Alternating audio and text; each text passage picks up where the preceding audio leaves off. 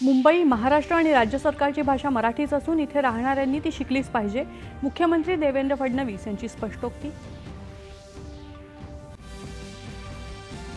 दैनिक सामना, खासदार संजय राऊत आणि यूट्यूब चॅनलचे पत्रकार तुषार खरात यांच्या विरोधात मंत्री जयकुमार गोरे यांच्याकडून विधानसभेत हक्कभंग प्रस्ताव अध्यक्षांनी स्वीकारला.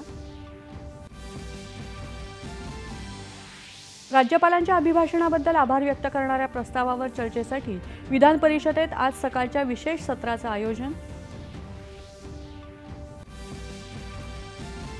खासगी अनुदानित शाळांमधले शिक्षक आणि शिक्षकेतर कर्मचाऱ्यांचे वेतन आयोगाचे थकीत हप्ते लवकरच देण्यात येतील. शालेय शिक्षण मंत्री दादाजी भुसे यांची विधान परिषदेत ग्वाही. उत्तराखंडमध्ये पर्यटनासाठी असलेल्या अमाप संधींचा विचार करता देशाच्या कानाकोपऱ्यातून विविध स्तरातल्या पर्यटकांनी या राज्याला जरूर भेट द्यावी, पंतप्रधानांचं उत्तराखंडमध्ये आवाहन.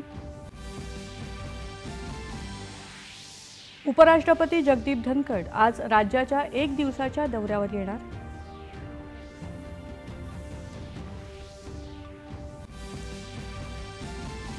अवैध पद्धतीने पाकिस्तानच्या ताब्यात असलेला काश्मीरचा भाग मुक्त झाल्यास संपूर्ण काश्मीर समस्येचं निराकरण होईल. परराष्ट्र मंत्री एस जयशंकर यांचं ब्रिटन दौऱ्यात वक्तव्य.